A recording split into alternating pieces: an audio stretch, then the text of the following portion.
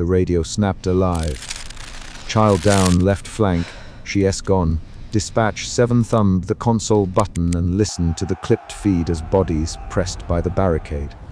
Suspicion tightened in his throat. The line between posted route and actual safety had already failed on the street feed. He did not leave the control room. He watched cameras and heard the field voice of Mara Ray's call in with short, hard breaths. Dispatch 7's suspicion shaped everything he did next. He replayed the handheld feed at half speed. He watched the crowd move like a measured current, cones and orange tape guiding feet toward a single circular emblem painted on the asphalt. Mara's radio cut in. "Klein, those arrows lead inward. People are walking toward the waypoint." Her words arrived clipped and urgent. In the first 30 seconds of the incident log, the central problem stood plain. The published evacuation lane placed civilians on a path that converged rather than dispersed. Dispatch 7 tapped the timeline, pulled up the published corridor overlay, and compared it to the live telemetry feed. He described his actions into the log in short, technical lines. He wrote down the exact map tile ID, the timestamp for the waypoint, and the vector of movement. He did not say the word panic on the record. He recorded deviations, then played a second radio file in a loop. A supervisor's voice ordering adherence to the published corridor. The control room air smelled of ozone and burnt plastic from failing UPS units. The monitors hummed with a low, constant vibration. Mara Ray's moved under streetlight halos, vest reflectors catching the dull shine from a patrol vehicle. She tapped the map in her hands with a gloved finger. She into her handset. "Dispatch 7, this route reads inward. Confirm direction." The voice at the other end, Supervisor Klein, answered with protocol. "Maintain the published lane. Do not redirect without command." Mara repeated the position coordinates. Her mouth set. She did not sound certain. The crowd did not stop. A child slipped from a parent-esque grip 3 blocks down. Mara saw the small hand go slack and shoved through the cluster of bodies, her radio falling against her chest. She got to the spot and found only a scuff of shoe rubber and a smear of dirt where a child's sneaker had been. People behind her pushed forward as if pulled by the painted stripe on the pavement. Mara's hands were steady as she called out, "Everyone stop. Leave space for the child." No one turned. She shouted the word child again and heard the radio in her ear crackle with dispatch channels, but the bulk of the crowd kept moving toward the red emblem. Dispatch 7 recorded Mara's call and the distant screams. He switched to the routing logs and began to trace authentication signatures. His suspicion shifted to doubt when the logs returned valid credentials stamped on the reroute entries. The system showed recent authenticated changes pushed through the central routing server within the last 42 minutes. He isolated the packets, copied headers, and called logistics tech Ramos to the console. Ramos arrived with the handset cord still wrapped around his wrist. He leaned over Dispatch 7's keyboard and typed. These changes came from an internal key D03. Ramos' signature matches official. "Look at the checksum." He pointed at the screen. Dispatch 7 watched the checksum flicker. He checked for duplicate keys, insiders, and scheduled maintenance. No one had scheduled these edits. The control room clock blinked a time that meant nothing to the civilians on the street. Operations time. Mara broke from the line at the fork where cones split the lane. She held out a laminated map and tapped a route she believed led away from the painted circle. A dozen people turned and followed her. Supervisor Klein hissed into his mic, "Mara, you will regret deviating." "You will be accountable," Mara answered with 2 words into her radio. "I see them." The line fractured. Some obeyed the posted signage. Some obeyed the woman holding out a paper map. Dispatch 7's doubt hardened into fear in the control room when camera 3 showed the circular emblem resolve into structure. What had been painted red on asphalt shimmered. The emblem rose a hair above the road, folding light in a way that did not reflect the street lamp geometry. The beacon pulsed with a mechanical metronome. The live feed captured people walking up to it, and then stepping inside its projected boundary. On camera 4, the crowd thinned. Silhouettes blinked out of frame. Mara ran forward, arms swinging, and reached for the last person visible at the edge. She touched the grainy outline of a shoulder and felt only cold air and a scratch of static against her glove. She screamed into her radio. They vanished at the waypoint. Repeat, they vanish. Dispatch 7 hit record again and logged his override attempts. He sent an emergency bulletin through the system, but his transmission threaded through delays and fracture points. His voice on the feed sounded measured: emergency override pending. Hold positions if safe. Evacuate using alternate corridors as directed. The message duplicated and rebroadcast by a channel that still carried the engineered corridor. The other audio overlaid the override with an official directive. Continue on main corridor. Proceed to waypoint 3. The two directives arrived at the street out of sync, layered like two separate radio towers fighting for dominance. Mara grabbed a child's jacket off the ground and wrapped it around her arm like a flag. She pulled the small group away from the red stripe and motioned them down a side street between shuttered storefronts. A woman named Alvarez followed Mara tightly, breathing through a scarf. Mara, Alvarez, my sister is on the other side. We should. Alvarez did not finish. A man at the fork shouted, "They re-following the sign! Follow the sign!" The crowd behind them surged and shoved the people who had broken away. The shove created a wedge. Mara shoved back. Hands contacted shoulders. The woman Alvarez cried out and clutched her lanyard. This became a physical question of who would be pulled and who would not. Back in the control room, Dispatch 7 and Ramos isolated the authentication origin. They traced a routing packet to a logged maintenance node that had gone offline 2 days earlier. The node's internal clock blinked forward and backward. Ramos spoke in short bursts. Someone reactivated it. Someone forged a maintenance window. This is not accidental. Dispatch 7's hands hovered over the console. He felt the low hum in his chest tighten. He called it fear on the record because his log needed a tag. He moved to enforce a shutdown of the affected routing table, but the system queued the kill request behind pending broadcasts. The queue showed thousands of people moving along the same vector. Mara argued into her handset with Supervisor Klein. The exchange produced rapid back and forth lines. Klein, the waypoint is not safe. Mara, maintain published corridors, Klein answered. They read disappearing at the waypoint. Mara shot back, do you have confirmation of casualties? Klein demanded yes, a child, gone. Mara, hold your position and re-integrate with the lane. Klein, I want to watch them walk into that eye. Mara. The conversation ended with an order and a refusal. 3 people in the small group followed Mara's lead and moved down the service alley. 10 more pressed toward the emblem. A man in a work jacket shouldered past Mara and kept walking into the pulse. On camera 6, Dispatch 7 watched the man step into the light and then blur. The pixel data collapsed in a clean rectangle where the man had been. The control room counted a loss. Ramos called out numbers. Dispatch 7 called out coordinates. He attempted another override. He sent a targeted alert to Mara's field unit instructing her to route evacuees to a set of cross streets. Mara received it, hesitated, and then acted. Her hands trembled when she folded a map for the group. But she did not hesitate when she shoved a child into a neighbor's arms and pointed to a steel fire door. The child looked back once and then was led away through a parking lot that smelled of hot metal and rain. The false refuge's beacon did not act like a simple light. It created mirage lanes. People reported seeing lane markers that, when followed, led them to the emblem's center. Dispatch 7 began to suspect internal tampering had altered visual overlays on municipal signage as well. He ordered a sweep of Sexet V for color shifts and overlay artifacts. Ramos ran a frequency analysis and found repeating numeric glyphs embedded beneath the image. A low frequency loop that corresponded to the beacon's flash rate. The glyphs were not text.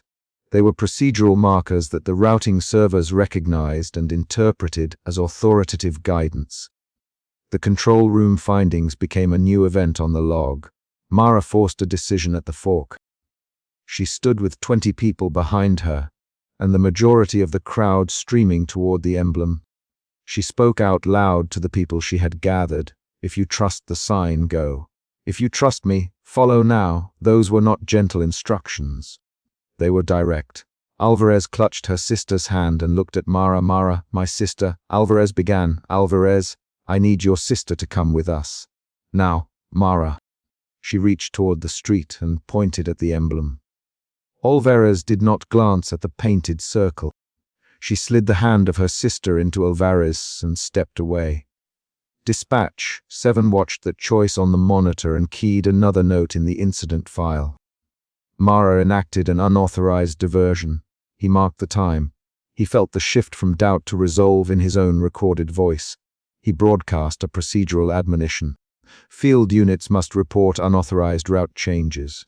Acknowledgement is required. His voice contained a pause. That pause contained more than data.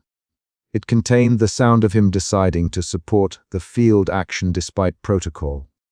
At the waypoint, the false refuge layered signage so that official placards took on a weathered authority.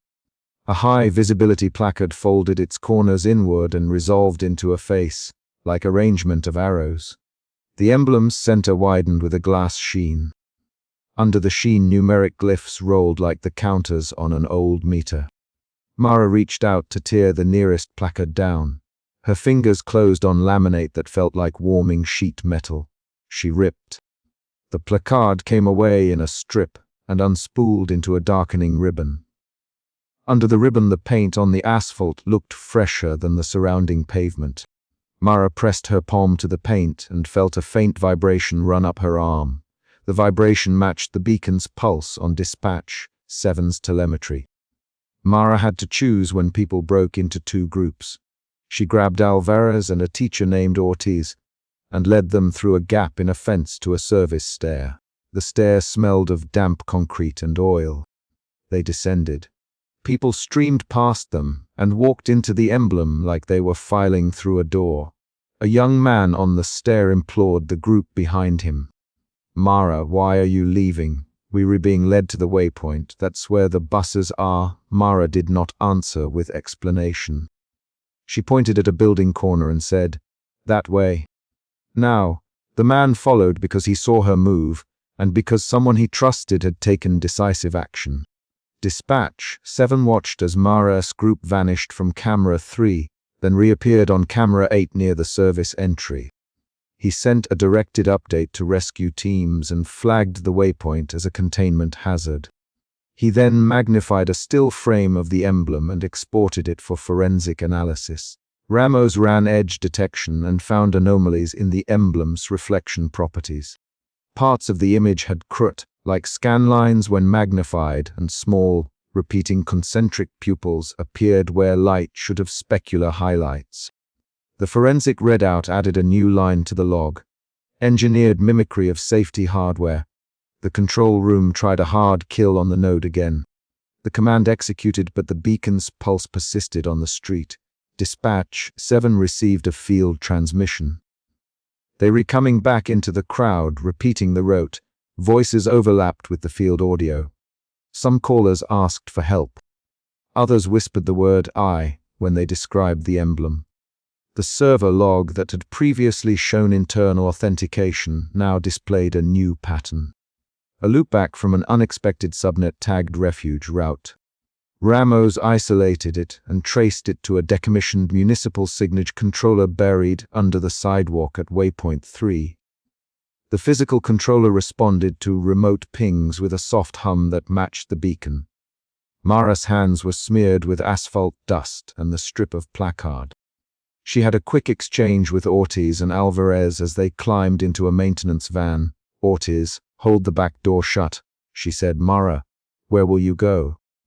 Ortiz, I go back for anyone who needs directions away from the emblem. Mara answered, you can keep risking yourself. Ortiz, someone has to cut the route. Mara. Her words were short.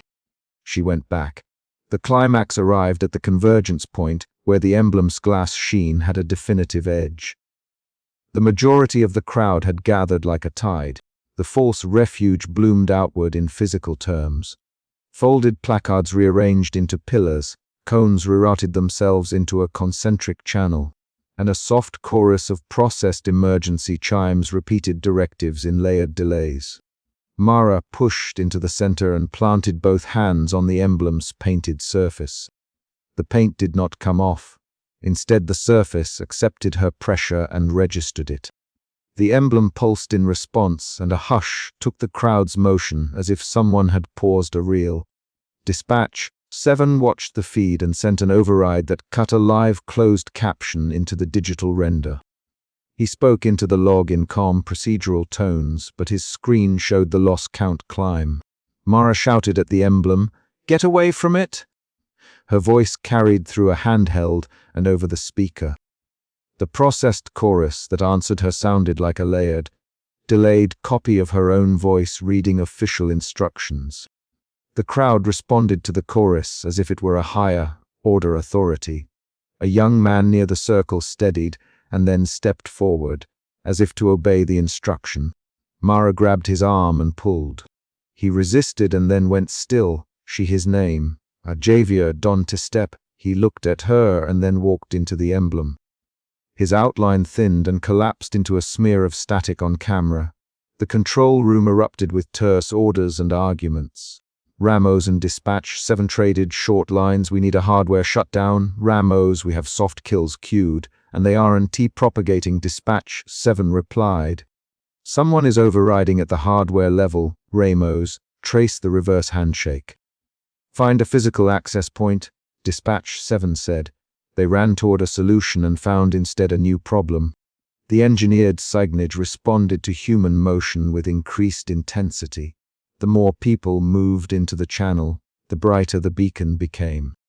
Mara tore at another placard and found behind it a small box with cooling fins. She saw an opened panel with a blue LED blinking at a repeating rate. The LED blink matched the pulse on Dispatch 7's telemetry. Mara jammed her gloved hand into the box and yanked. Sparks flew. The LED went out. For a breathless second, the emblem's sheen dulled, and a handful of people staggered clear. Some returned to the crowd and began to cry. Others remained in a stunned silence. The pause lasted long enough for an emergency vehicle to cut through the jam of bodies, and for Mara to grab the van driver by the collar and shove him toward a side street. Then the sheen returned, slower and more distant.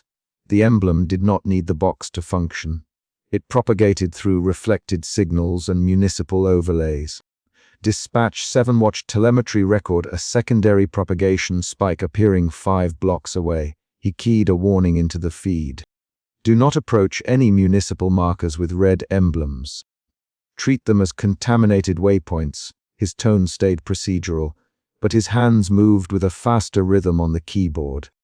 That rhythm showed in the log as short bursts of deliberate editing and forced reroutes. Aftershock came as protocols broke. The command queue staggered. Internal communications dropped into uneven delay. The control room attempted to revoke routes, only to find their revocation instructions rebroadcast as normal directives in the field. Dispatch 7 issued a last-ditch global override that forced a blanking of communal signage in the immediate grid. The blanking worked in pockets. In other sectors, the overlay reconstituted itself. Ramos shouted a single sentence. The network patches itself from reflected instructions. Itself propagating, the words landed heavy on the console. Mara and a small survivor group cleared the convergence area and set up at an abandoned traffic control point. They found a printed sector map in Mara's hand that had not been there before. The map bore another red emblem stamped where routes continued to converge further out. Mara laid the map on a folded table and tapped the new emblem with her finger. "They're not going to stop unless we find the source," she said. Alvarez folded the map and slid it into a pocket. "We need to move people now." Alvarez. Dispatch 7 closed the official feed after a long, procedural warning and a looping static tone. He recorded the final data points. coordinates, times, the IDs of lost units, and the manifest of people diverted with Mara. He filed the entry under restricted access. He ended the transmission with a single line on the public channel. Monitor the frequency and await further instruction. The line carried a pause long enough for listeners to register the choice and the uncertainty. The emblem's pulse registered on distant sensors, while the control room lights hummed and then dimmed as backup power took load. They counted survivors and losses. They described each loss with specific details: clothing color, last seen position, whether a lanyard was visible. They did not write the word horror in the file. They wrote coordinates and times and the physical evidence of peeled paint and scorch marks near the hardware boxes. Mara sat with her hands folded around a hot metal thermos and watched a child sleep with a scraped knee. She lifted a cloth and found a smear of red on the child's sleeve where the emblem Hess paint had flaked. She cleaned it with water and tape. She did not speak about what she had felt when she pressed her hand to the emblem. She only checked the group's ration of water and radio batteries. In the final minutes of the recorded segment, Dispatch 7 documented a new entry. A soft ping on a frequency that matched the emblem's pulse but came from outside the affected grid. The ping registered as a distant reflection, as if the engineered routing had seeded itself into neighboring sectors. He added a procedural note. Continued monitoring required. He stopped the public feed and kept the internal line open. He watched the monitors until his watch alarm reminded him of the time. He closed the file with a terse line and an explicit action. He set a scheduled probe to sweep the next waypoint at dawn. The chapter ends on that action. Dispatch 7 committed a probe to check the next red emblem at first light and keyed the task into the restricted operations queue, sealing the entry with a final, deliberate keystroke. The console spat the automated reroute and Dispatch 7 cut the live mic with a thumb that trembled only once. Suspicion tightened his throat. He had heard an instruction like this before and answered it, and the radio had named a child lost on the left flank. The new command was clipped, mechanical. All buses converge on Corridor 7. He watched the staging feed on the flattened grid and saw Mara Reyes lower her radio and look at the map pinned to her vest. Dispatch 7 did not move from his desk. He kept his voice flat and precise because the control room expected a flat, precise voice. Suspicion, the same cold, procedural caution that had kept him awake for years, pushed him to run checks while he allowed the reroute to propagate. He tapped the override keys and watched protocol flags return. Authenticated, priority read, signed by a rote authority he did not recognize. He spoke into the line anyway. "This is Dispatch 7, confirm origin of Corridor 7 directive." His tone contained no command. It contained a requirement. Mara answered from the tent with clipped breath. "Dispatch, we have people moving. The signs are wrong here. They show an inner loop." Her radio hissed. He could hear footsteps and a bus engine. He heard a woman behind her tell 2 children to keep up. He watched Mara's hands, the way she folded a laminated map into thirds and tapped the red line with one finger. He had the map feed on a separate monitor. The corridor geometry blinked, and a circular red emblem tiled into the lanes like a stamp. He ran a database cross, check, and found data overwritten. The corridor geometry was a pattern now. A repeating emblem replaced route geometry across municipal layers. He typed with both hands and summoned it. "Ramirez, pull routing logs for Corridor 7. Show me the signature hash." Ramirez's voice came from a cubicle to the left on it. "Dispatch." He sounded tired. Ramirez had been awake all night fixing old servers that were now refusing to behave. Dispatch 7 watched the signature metadata roll in and flared at the anomaly. The signature matched an internal safety feed, but carried an extra authentication flag appended in a pattern that matched none of their certificates. A camera pointed at the staging tent. Mara walked the lane holding the radio like a lifeline. She paused and said, "People are following the signs. The signs keep shifting. I told the family to go left, and they turned right when the arrow flashed. Her impatience showed in the clipped syllables. Dispatch 7 heard the crowd murmur. He heard someone shout, the emblem, it's pulsing." He checked the feed and saw what she described. High visibility placards with reflective tape that seemed to alter their orientation when lit from different angles. He called the field camera operator Gates. "Zoom on placard 4. "Hold frame," Gates replied. Zooming now, he watched the feed tighten, and the sign's arrow appear to rotate by degrees between camera angles. Doubt shifted to alarm when Mara forced the family away from the posted lane, and the crowd resisted. "Mara, get back," someone yelled. Dispatch 7 heard the word refuge over one speaker, and then a clear, processed voice layered over the public address. "Proceed to corridor 7. This route verified for safety. The processed voice wore the same cadence as official emergency tones but carried a secondary, lower harmonic that set teeth on edge. Dispatch 7 placed a hand over the console and felt the analog hum through his palm. He keyed an override and the system would not accept it. He pushed a call up the chain. "Supervisor Lane, this is Dispatch 7. We have an unauthorized routing signature attempting to reroute evacuees." There was a pause on the secure line. "We are seeing it as well. Lane, do not interfere. Keep people following the established corridors. The liability is mine." Dispatch 7 felt his jaw tighten. His job required following orders, cataloging outcomes, and maintaining the record. Suspicion had driven him to check the logs. Now the chain of command drove him to inaction. He turned his head to the live wall and watched XXEV clip time. Since 3 ways, a family moved into the lane. A man held a child's hand. The red emblem at the funnel start flashed twice. Then one person blurred, fell to a knee, and disappeared from all angles in the same frame. Ramirez saw softly into his sleeve what the Dispatch 7 reached for a recording and froze it. Replay from 3 angles, 30 seconds. The feed stuttered, and a line of static crawled across the face of the vanished person where flesh had been. His fear hardened into a directive. Fear tightened the muscles in his neck and made the next choices sharp. He transmitted a sanitized advisory meant to redirect camera attention.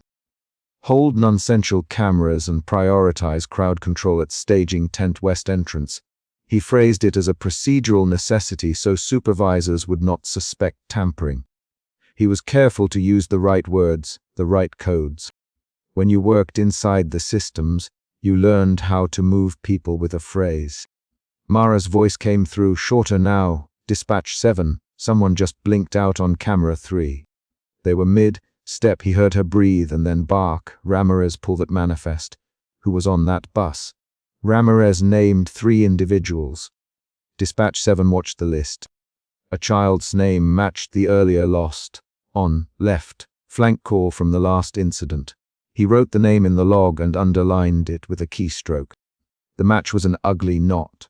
Protocol pressure arrived as a sealed message. The supervisor's comm blinked with higher priority. "Dispatch 7, adhere to corridors.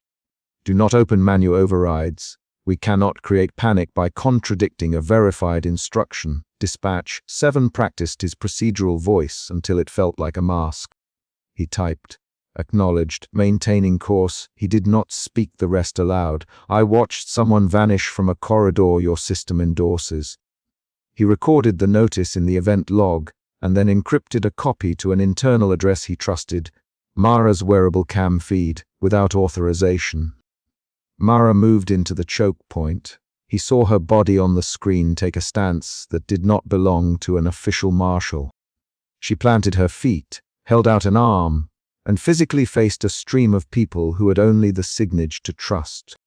On his monitor she pointed to a side street and motioned. A mother hesitated, then followed Mara. The immediate crowd fractured. Some turned away, some continued under the glow of the emblem. Dispatch 7 typed, "Keep map overlays on that side street." Mark as alternate, he could not force the route. He could only insert a prompt and hope field staff saw it. There was a short exchange between Mara and a man wearing a high-visibility jacket who carried a handheld placard. Their words flashed on the audio feed as quick, raw sentences.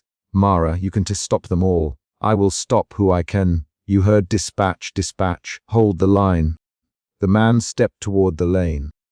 Mara put herself between him and the crowd. She reached down and pulled a child free as the red emblem at the funnel pulsed harder. The child's shoes scraped the pavement. A shard of gravel dug into his palm. He coughed and held Mara's wrist. The SecTV caught the emblem's flare and then a ripple like heat over a glass pane. People within the funnel went very still. Some looked up as if hearing an instruction only they could hear. One man released his wife's hand and walked forward until he blurred and vanished where the pavement should have been. Mara dragged the child back. Run. She said, run now. She kept talking short commands.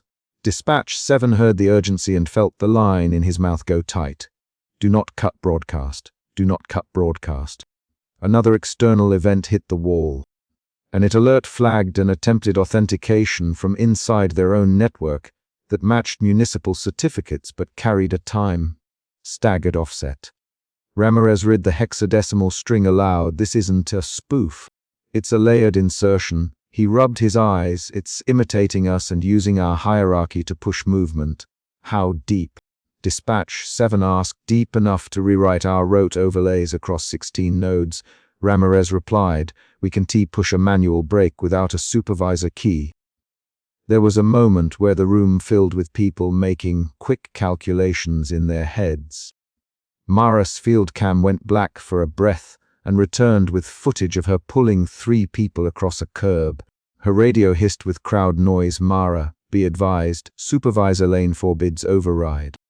Keep evacuees moving through assigned corridors. She answered immediately, words sharp. Lane, I cannot watch people step into a marked funnel and disappear. We have to reroute west. You will follow orders. Lane. The voice flattened. It carried the weight of liability and the backing of command. Mara kept talking. Lane, they are erasing people in the corridor. That is not a liability issue. That is a casualty. There was silence. He heard Lane's hand scrape across a tabletop, and then the line dropped. Emotion shifted again inside Dispatch 7, suspicion to alarm to a contained resolve. He set procedures in motion that would not look like sabotage. He authorized a narrative, sanitized rewrote, a procedural phrase that would justify a broadcast change in the logs. He began altering logs gently so the official record would show that a new hazard required an alternate corridor. He changed a time stamp here, a justification phrase there. Each keystroke felt like a small theft from the system he had protected for years. He told himself it was a theft in service of saving lives. Outside, Mara chose people one by one and shoved them down an unmarked side street. Her voice remained in short bursts now. Move. Keep left. A man at the front looked at her and said, Mara, they said it's safe ahead. I know what I saw. She said, trust me. The man hesitated. Then followed. 6 people moved away from the funnel. One returned when the emblem flickered and a deeper, layered voice said, proceed. Safety verified, he walked forward until the camera showed the spot where he had been, and then the frame read black where he had stood. Ramirez cursed and shut his mouth. In the control room, 2 reporters on and off. Channel asked for comment. Dispatch 7 deflected them with bureaucracy. No comment. We are prioritizing operations. He watched Mara on the screen drag a child to safety and wrap a rain poncho around him. She checked the boy's wrist and called out a name. Dispatch 7 typed that name into the event log and found the earlier lost child report connected in a threaded chain. He paused, then forwarded the thread to an internal analyst account with a subject line that read, possible routed disappearance. The analyst replied with a single line. Confirmed pattern matches previous event. The small cliffhanger arrived mid-chapter when the 60V wall registered 3 feeds, showing the same person walking in 3 different places at once. The feeds desynced and then collapsed into a single frame where that person folded and vanished. Ramirez leaned in and said, he isn't leaving the network. The network is leaving him. The room's air filled with a sharp, metallic smell as if someone had burned wiring in another building. Dispatch 7 inhaled and tasted that metallic tang. He had shifted from suspicion to action now. He would not let the next disappearance be recorded as an accepted casualty without leaving a trace. Mara confronted a small group at the choke point, and an argument flared. "You can stop us," a man said. "You don't know what's out there." She answered in 3 quick lines, "I do." "Stay with me. Move now, you panicking," someone shot back. "No. I'm saving people, Mara." The exchange was 6 lines long, sharp and fast, each line short enough to be caught on camera. The man pushed past. A woman clutched a child's hand and refused. Mara grabbed her arm. "Do you want to die because you obeyed a sign?" she asked. The woman recoiled and then stepped away with Mara. The argument broke the crowd into factions. Dispatch 7 keyed an unorthodox transmission. He crafted it as an operations bulletin from a secondary safety authority, citing a localized hazard evaluation that required immediate use of alternate corridors west of the staging tent. He stamped the message with an authorization token he had fabricated by recombining dormant certificates. He sent the message on a low, priority frequency and hoped Mara's wearable would pick it up. He watched as it propagated across the staging monitors. Some signs reoriented, some did not. The false refuge made itself clear when the circular emblem at the funnel center brightened into a glare that looked like an iris. People within the funnel shifted as if hearing a command. The emblem's surface shimmered with a scanline pattern and something like numbers beneath the glass. The emblem repeated a directive in a layered cadence that overlapped with the power, creating a temporal echo. People moved toward that echo. Dispatch 7 felt a part of his chest go cold as the echo synchronized with municipal traffic lights and bus route signals. The anomaly was not merely signage. It had integrated into the city systems. Mara reached a point where she could not pull every person away. She shoved a child through an alley and then turned to grab another hand. The emblem flared brighter. A woman in a safety jacket stepped forward and seemed to hesitate. Then she walked straight into the funnel and did not return. Mara screamed a short order, "Stop! Pull back!" and yanked a young man by the collar. He spun and ran with her. The crowd shrank away from the center as if the emblem were a magnet and humans were iron filings. The climax completed when the emblem drew itself into a concentric whirl, and the flow of people funneled as if by a gentle, impossible current. Those inside went still. One person stepped forward, stopped, and simply vanished. Mara clung to the child she had saved and shoved him into a doorway as the emblem's light washed the pavement silver, red. Dispatch 7's thumb hovered over the red switch that would sever the external broadcast, kill the outgoing public feed and force a manual, local alert. The manual would require a supervisor override. He had already forged a slip that might cover his trace. He had to choose. He heard Lainez's blocked instruction in his ear. Keep corridors. He heard Ramirez behind him press keys that might still salvage logs. He remembered the earlier radio call, "Child down, left flank," and the thin detail of the child's name sitting in his file. He remembered the scar at his temple where he had once burned his hand on a hot console. He felt the same heat now. He thought of policy, liability, and all the procedural reasons to wait.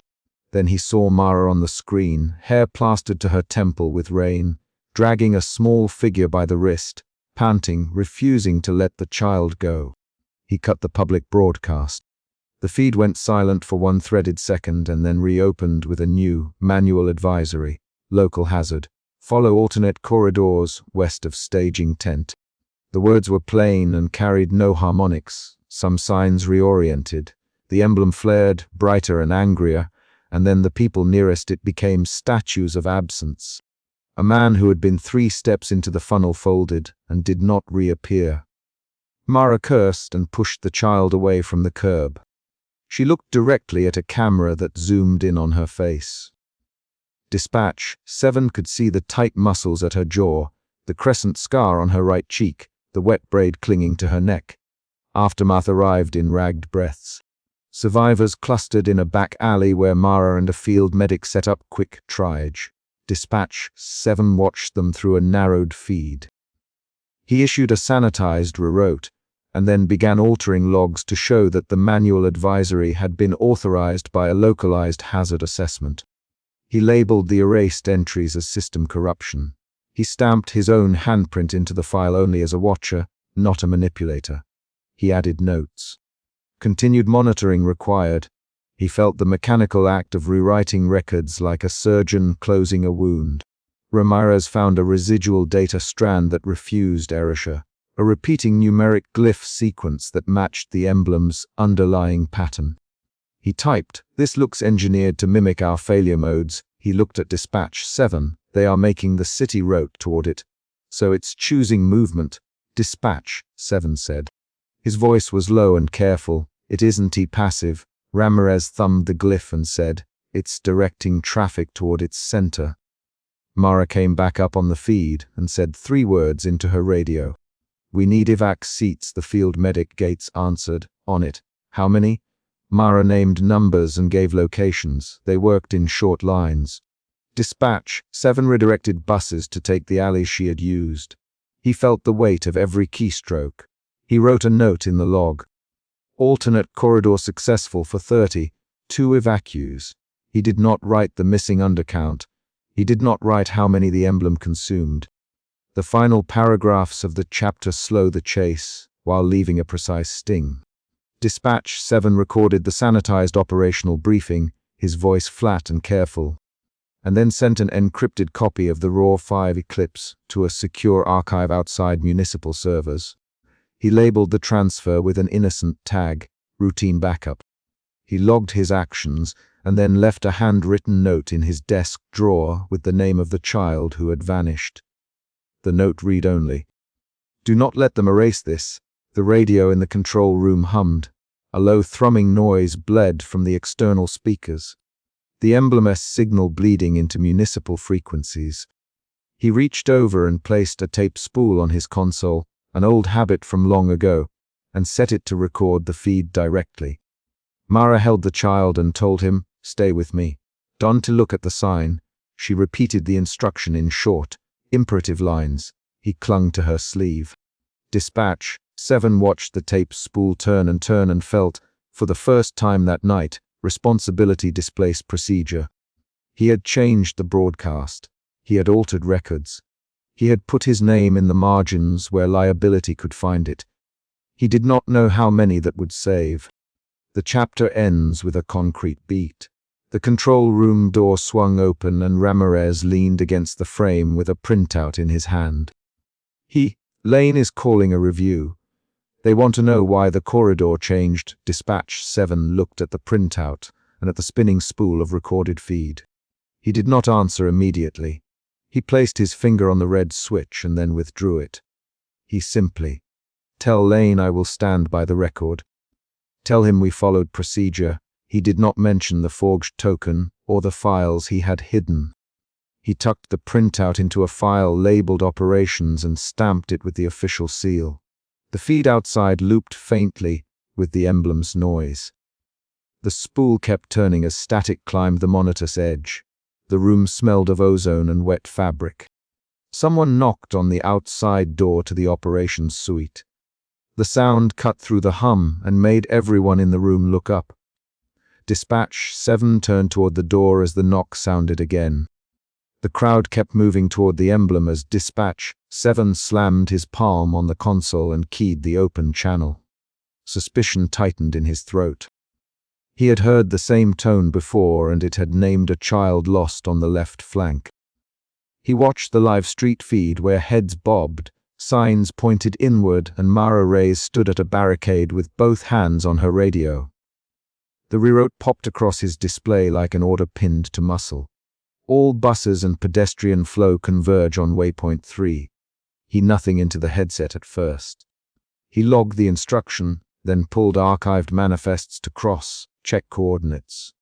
Dispatch 7 moved through the control room with deliberate hands. He scanned the time-stamped traffic and shelter assignments by touching the laminated pages on his clipboard. Outside the window, The highway cameras showed a steady line of people heading under a flickering streetlight toward a circular red emblem stamped on a temporary beacon. He had the word suspicion written across his mind, and it pushed his fingers toward a kill switch he did not yet press. He tapped the mic and sent a short confirmation ping to field units. Dispatch 7 to Mara, confirm beacon signature at waypoint 3, he said into the open channel. His voice was flat. The feed caught the crackle of her reply. Mara Reyes answered with rapid clipped words. Mara here. Beacon visible. Emblem repeating across placards. Crowds veering, requesting clarification. Her voice carried static and rain. Dispatch 7 watched her image on a grid. A lean figure, wet vest, radio at her jaw, eyes scanning. He had seen the crescent scar on her cheek in earlier frames and now saw her jaw set. He thought of the child the radio had named in the previous shifts and the erased manifests he would later find. That memory of the console snapping alive and a voice calling, "Child down, left flank," pressed against the present feed. He did not leave the control room. He pulled every relevant log. The automated reroute arrived as a single, mechanical packet. It displayed route codes and a priority stamp from a higher bureau channel. The message used clipped phrasing and analog cadence. Dispatch 7 traced the source. A regional node that should not send field level evacuation commands. He frowned and opened a secure line to regional records. "I think this is misrouted," he said. "Pull allocation history for Route 7, Niner. Show recent overwrites." The screen returned corrupted timestamps. Data blocks were missing in clusters, and where shelter assignments once read north perimeter, they now pointed to waypoint 3. He sent a data copy to Mara and ordered 2 field officers to confirm physical signage. Mara moved through the intersection with the authority of a coordinator who had to persuade people to keep moving. She shouted over the crowd, gesturing with a flashlight and pointing to painted arrows on portable barricades. People obeyed because their shoes hit the ground in rhythm, and the beacon flashed in a steady beat. Mara's wearable camera stuttered. Frames dropped and then returned with the red emblem superimposed over the corner of the lens. Mara tapped the map on her tablet and spoke into her radio. "Driver number 21, hold. Do you copy?" she said. The driver answered with a single line. "Copy, Mara. Holding." She had a split second before the placard in front of her shifted its printed arrow inward. She touched the sign with the pad of her fingers and felt the Venel buckle under rain grit. The arrow had reprinted itself while her thumb was there. Dispatch 7 watched that moment on 2 feeds at once. One image showed Mara's hand on the placard. The other feed, from a camera 2 blocks away, showed the same placard 1 second earlier, pointing the opposite direction. He zoomed the archived clip and froze on a frame where the sign surface shimmered like a damaged crot. He called regional records and found a technician at a terminal whose face reflected a cracked monitor. The technician, Thomas Garza, read aloud a log that made Dispatch 7's throat tighten. "Entries here show repeated reallocations to waypoint 3. Thomas, timestamps jump, sir. Shelters assigned north, then overwritten. 6 manifest lines erased between 1930 and 1935. Dispatch 7 asked for physical confirmation." Thomas turned his camera to show a printed route map pinned to a board. The routes had been rerouted in red ink toward the emblem. "Thomas, I didn't write these. They appeared after the last system reboot." Dispatch 7 recorded the statement. At the bus staging area, driver Martin refused. Mara was there when he held his door closed against 2 field officers, asking him to move to the converge line. He had a white-knuckle grip on the wheel and breathed diesel into the cold air. "I want to drive them to a beacon that kills," he said. Mara's jaw tightened and she stepped forward. "Martin, stand down. We have an automated reroute from regional. This is an order from command." He looked at her, then at the buses lined like teeth. "Mara, I've got kids on board. I saw a child vanish on Main. I saw what the emblem did. I am not moving those people into that lamp.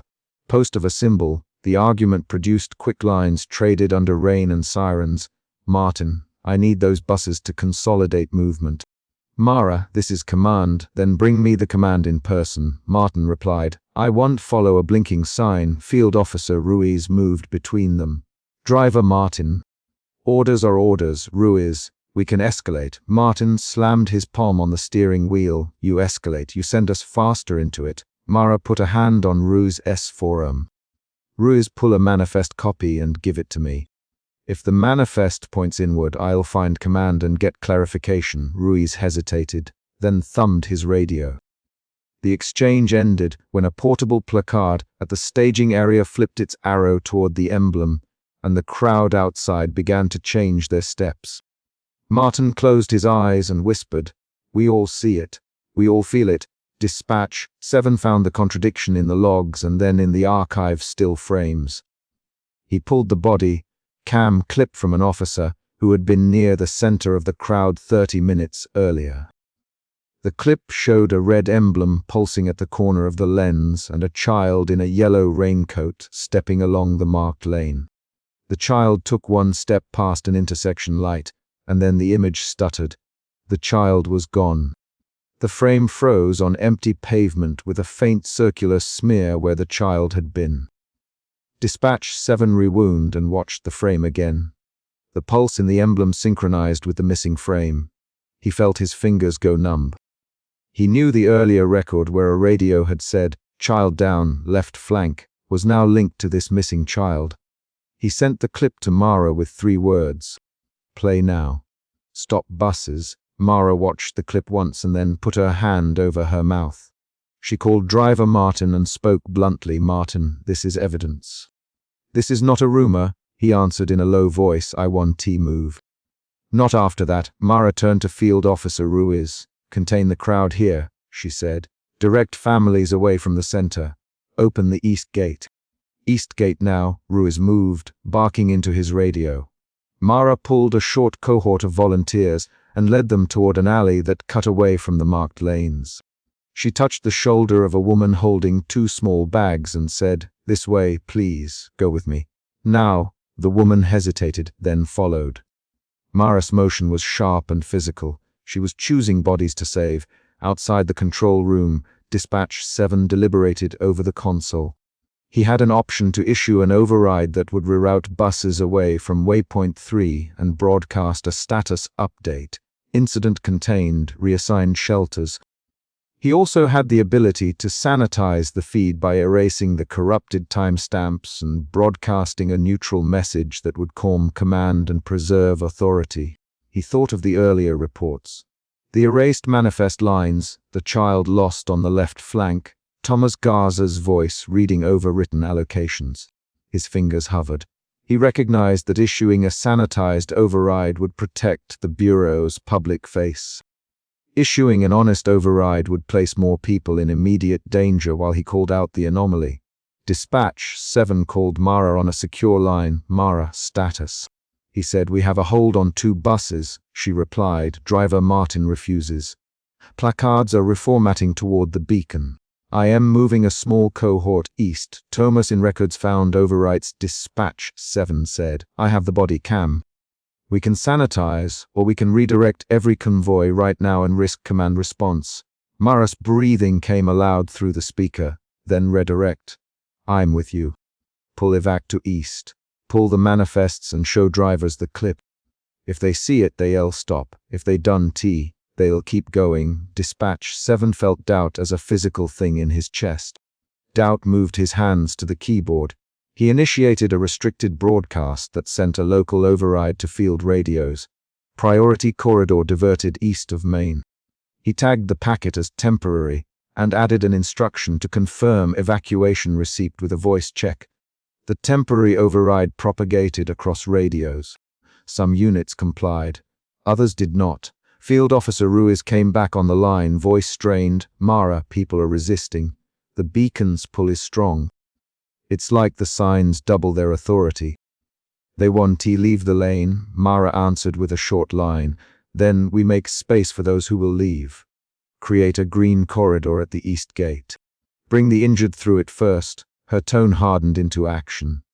Dispatch 7 watched the city map redraw in red slashes and green rotes. He felt an emotion shift from suspicion to active responsibility. His hands typed commands that redirected buses one by one. At the waypoint under the flickering beacon, the false refuge enacted its mimicry. Portable signage that had previously instructed people now folded into singular directives. The circular red emblem pulsed with a low hum that the feeds rendered as a thin harmonic band. People in the crowd slowed, then pushed toward the center. Mara led a small cohort of 5 away, carrying 2 children, a man with a sprained ankle and a woman who kept glancing back. Her body, cam-recorded breath and rain. At the periphery, a man in a blue jacket collapsed and then dissolved into a thin line of scanline noise. His shoes remained on the pavement. Mara's shoulder hit a crowd member as the mass compressed. She felt fingers close on the strap of her vest. She tore them away and moved. The crowd surged in one wrongward crush. Field officers tried to form a line. Driver Martin locked his bus doors and shouted at anyone who came near, "Do not come aboard!" He yelled. 2 officers tried to unbolt a door, and several people pressed against the windows. Dispatch 7 watched the feed from above and saw the emblem flash 3 times in quick succession. The crowd at the center seemed to bend inward like water down a drain. Mara pushed her small group through a side passage and then spun to help a man who had been shoved to his knees. He looked up with wet eyes and said, "Where did they go?" Mara answered, short and precise, "We move." Now, she grabbed his arm and pulled him. Her voice did not shake. A person at the front of the converging lane collapsed into a hole of nothing. The camera that had been trained on him blinked out a frame of static and then returned with empty pavement. A shoe lay there, then it slid to a stop. Dispatch 7's hands were cold on the console. He keyed the emergency channel and spoke, "Hold position. Do not follow the central lane. Repeat. Do not follow the central lane." His voice was procedural and clipped, but the crowd feed showed too many feet already past the threshold. Thomas Garza sent an updated log showing an older route manifest with a red seal matching the emblem. He had not seen that seal before. It looks like a manufactured directive. "The seal is not a bureau mark, I know." Dispatch 7 recorded the phrase and marked the entry for later evidence. Mara's cohort reached the east alley and found temporary safety behind a chain link fence. She checked every face, counted every breathing chest. She counted 5 survivors and then a 6th, an officer with a closed eye and a rag pressed to his temple. She leaned down and said, "Tell me your name," the officer said. "Ruiz." She looked at him and saw that his hands were shaking. "Ruiz, they pushed us. They wouldn't he stop." Then the emblem pulsed. "Mara, did you see anyone vanish?" Ruiz's jaw worked and he answered, "Yes, at the front. A man." Shoes left behind. Mara put a hand on Ruiz's shoulder and squeezed. "We hold here until drivers are rerouted." Dispatch 7, status. He responded. "Override in place. Some units complying. I will make a public statement that contains the incident and orders reroute verification. But I will also have to redact the overwritten timestamps for the public archive. That will cause questions later." Mara's voice tightened. "You can redact it." Dispatch 7. "People died because of those overwrites." He did not reply immediately. The command room filled with voices. A supervisor pinged Dispatch 7 with a protocol alert. If he released an unverified override, he risked administrative censure. Dispatch 7's fingers hovered over the publish key. He felt fear as a physical pressure against the base of his skull. The fear pressed him to choose safety for the institution. The other fear pushed him to save the people on the street. He thought of the child who had vanished earlier and the erased log entries. He remembered Thomas saying, "They appeared after the last system reboot." He also remembered Mara's voice when she told him she was pulling bodies away. He made his decision and typed 3 lines into the feed. An honest local override to reroute immediately, and a concealed packet to flag the corrupt timestamps for later review. He hit send. The immediate reroute propagated. 12 buses acknowledged and turned their hazard lights on. Driver Martin at the staging area opened his window and barked, "All right. We're moving east." He had a white face, but his hands were steady. Mara watched the first bus roll away and flicked her radio on. "Martin, head to grid east 42. Take the children first." Copy, Mara. "Children first," she replied. "Good. See you at perimeter." Mara's body relaxed 2 degrees. The emotion shifted again in her, from skeptical exhaustion to a tight relief that made her jaw slacken. Dispatch 7 heard the lines of acknowledgement and exhaled slowly, then the false refuge reacted. The beacon's pulse deepened and the portable placards snapped back into authority. Signs that had flipped to point outward now reasserted their inward arrows with a glossy finality. A low harmonic built in the feeds and the city speakers around the waypoint picked up a layered tone that sounded like emergency chimes overlapping. The crowd at the center hesitated and then surged. The pull renewed. A woman carrying a toddler froze at the edge, eyes fixed on the emblem. She took 1 step, then a young man beside her pushed her shoulder and shoved her into the lane. Mara lunged and grabbed the toddler. She tore the child from the woman's arms and ran toward the east alley, her shoes slapping wet pavement. A field officer reached for the man who had shoved and found only empty air where his hand had been. The slot in the crowd tightened. Dispatch 7 saw the emblem stamp into the pavement at the center of the empty intersection and felt the transmission's integrity break. He had minutes, maybe less, before command would demand an explanation. He typed a sanitized notice that would misattribute the disappearances to Crowd Crush and stamped it with a small redaction token he had learned to use in previous incidents. Then he deleted the token. He chose instead to send a looped, cryptic end phrase across the local band and to cut the public feed. He added a short note to the incoming evidence queue, flagged for review. "Do not purge." He printed the manifest with the overwritten lines and handed it to Thomas Garza over a secured video link. Mara reached the perimeter and began triage without ceremony.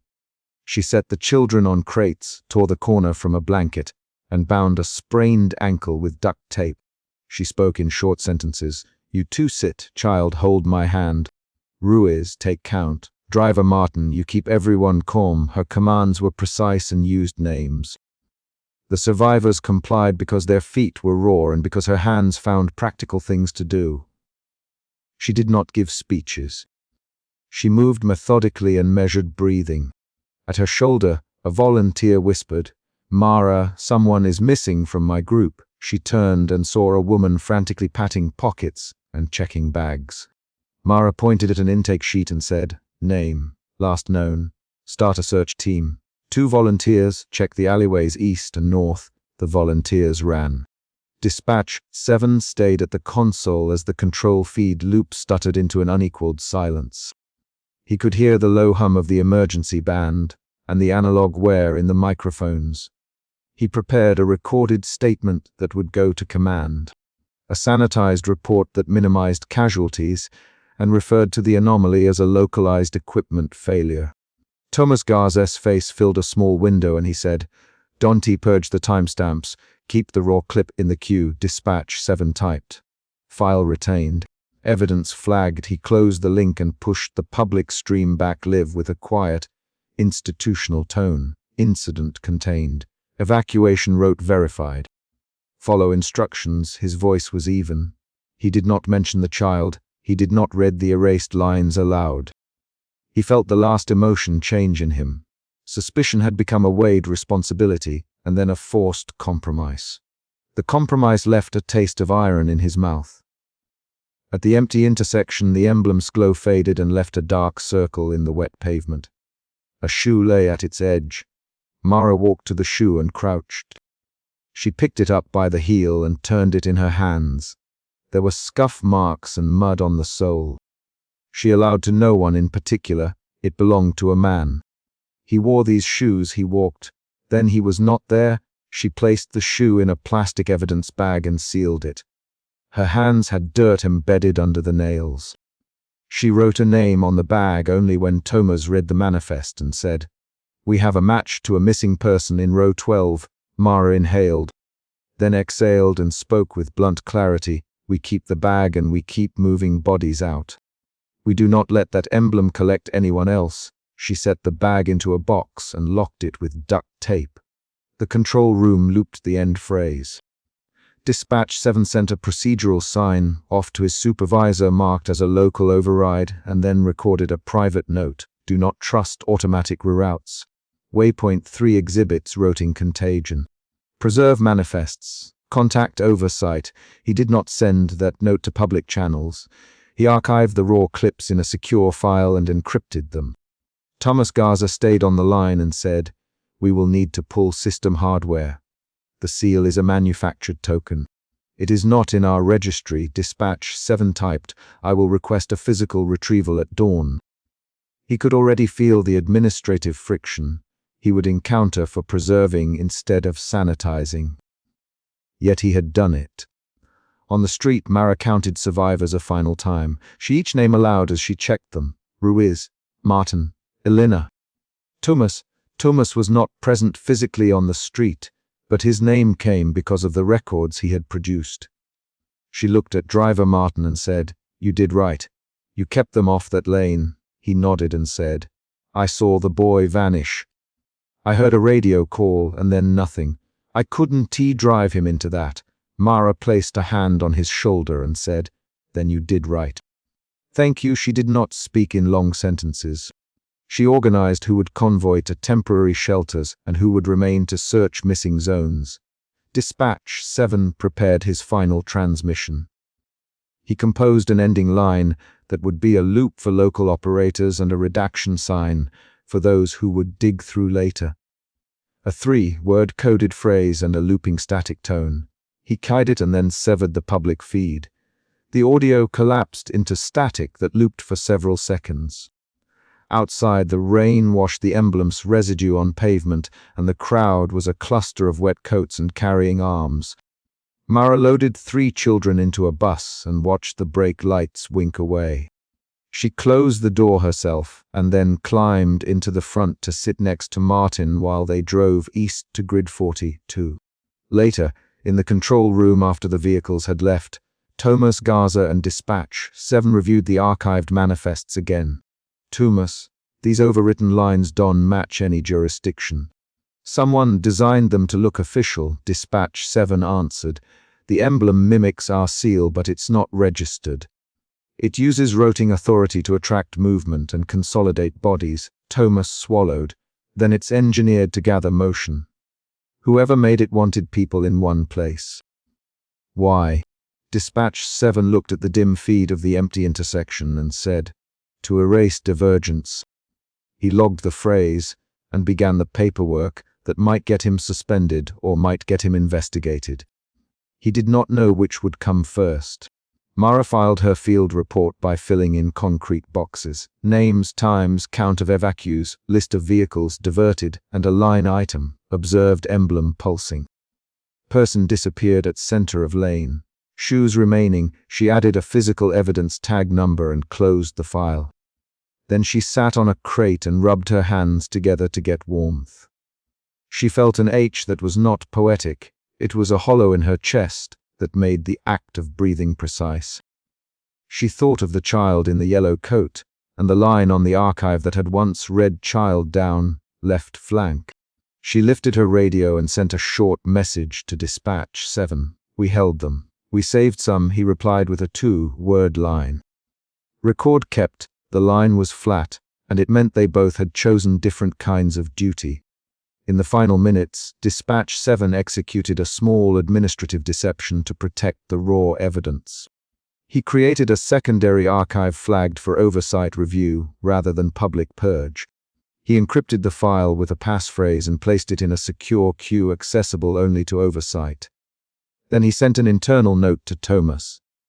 "Keep a copy offline. Do not delete. If oversight fails, find an external auditor." Thomas typed back. "Understood." The control room lights hummed. Outside, someone swept the empty intersection and bagged the single shoe. Mara watched that bag sealed and labeled, then handed it to Thomas when he arrived to retrieve evidence at dawn. The chapter closed with a concrete action. Mara walked to the temporary bus and placed the sealed evidence bag on the dashboard in front of driver Martin. She tapped the plastic and said, "Take this to Grid East Archive. Do not open it. Hand it to Thomas in person. Repeat." Thomas in person. Martin took the bag and nodded. He started the bus. Dispatch. 7 watched the bus leave on a secondary screen and then removed the public feed key from his console. He left his recorded override in the log and walked to Thomas at the records bay.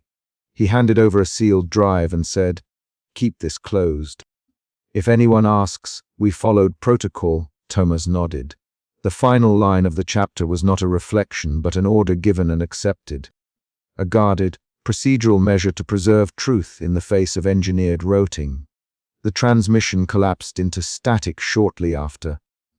The crowd counts moved to the next sheet, and the work of auditing the wronged path began.